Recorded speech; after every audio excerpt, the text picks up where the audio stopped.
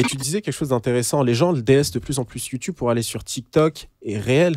Enfin, Instagram, globalement, c'est ce que tu as ressenti, ouais, toi. Moi, c'est l'impression que j'ai de plus en plus de jeunes. Moi, je me souviens à l'époque, je voyais trop de petits de 12 ans devant leur caméra sur YouTube. Je me dis, ouais, qu'est-ce qu'ils font ici? Va jouer au Lego, je sais pas. Et ben, toutes ces personnes-là, ces profils-là, je les trouve plus sur YouTube. Ils sont tous chez TikTok, ils sont tous sur Instagram en train de faire leurs petits trucs et tout.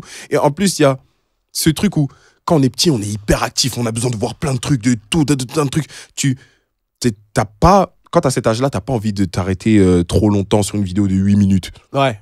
T'as envie de rester sur du contenu rapide. Ouais. Ils font du truc et TikTok, c'est quoi? C'est du 1 minute. Ils font 3 minutes grand max, mais personne fait du contenu de 3 minutes. Ouais. Ils font des 1 minute 30 secondes. 1 minute, voilà. 1 minute 30 secondes, voire moins.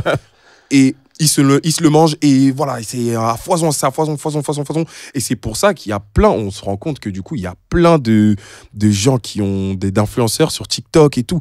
Il y en a tellement que je connais pas. Ah ouais, non, mais c'est un autre monde. C'est un autre monde, il y en a plein.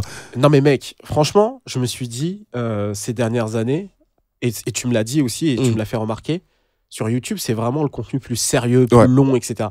C'est pour ça que moi, je suis allé sur YouTube de base, parce que c'était la plateforme qui me correspondait et qui me correspond encore le mieux, tu vois. Mais sur TikTok et sur Instagram, ce qui s'est passé, à mon avis, c'est que les réseaux sociaux ont commencé à toucher de plus en plus des cibles. Ça commence à être niché, tu vois. Genre, en général, c'est vrai que c'est les enfants qui commencent avec les réseaux sociaux, genre Snapchat à l'époque et tout ça, même Facebook. Et ensuite, c'est les plus vieux qui prennent le réseau et qui se l'approprient. Ouais.